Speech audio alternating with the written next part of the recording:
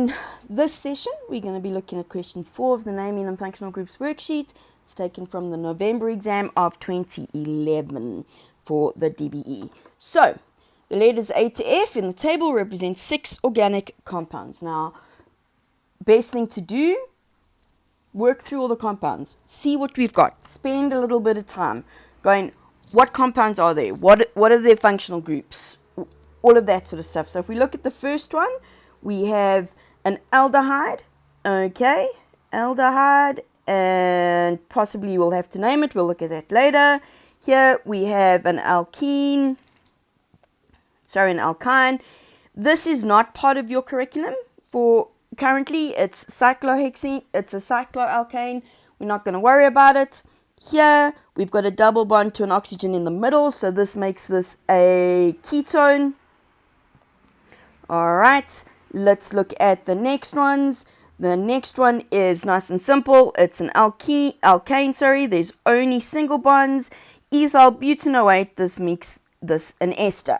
Now, probably as well along the way, we're going to need to name these. Okay, so we can spend a little bit of time doing that. So if we look at the first one, we've got 1, 2, 3, 4, 5 in the longest chain. So it's pent. This is a methyl group. The aldehyde, that carbon has to be number 1. There's absolutely no way around that. So it's 1, 2, 3, 4. So this is 4-methyl pentanol. All right. Here, 1, 2, 3. That's nice and easy. This is going to be propine. All right.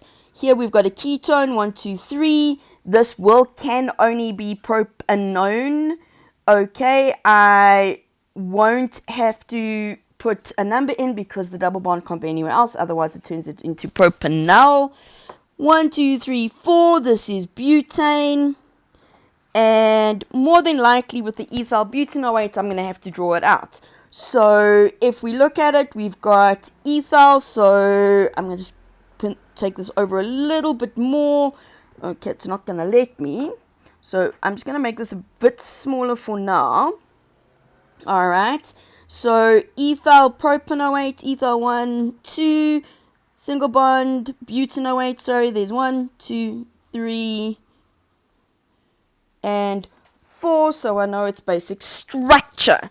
Okay, so we look at, now there's all sorts of, they're not all the same number of carbons, which means they might be asking me other things about it. We're going to look at it as we go along. All right, so first thing they ask for is for us to write down the letter that represents a ketone. Well, okay, that's not so bad. We already know where the ketone is. What did we say it was? It was D. Nice and simple. Okay, so the ketone, D. A compound that is an isomer of prop 1-ene. They're not saying that this prop 1-ene is in the table. They're saying there's a thing in the table that is an isomer of prop 1-ene. We don't have another one with a double bond to it. Okay, now this is where unfortunately you're going to have to believe me on this, and I'm going to show you how you're working out. It is going to use compound C, but I'll show you why. Prop 1-ene would be C3H6. Okay, this is C3H6.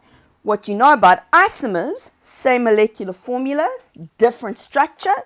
That means that my answer here is C. For the South African curriculum, that's not part of your curriculum, so don't worry about 4.1.2. All right? Then, write down the IUPAC name of the following. First one is compound A. We've already named it.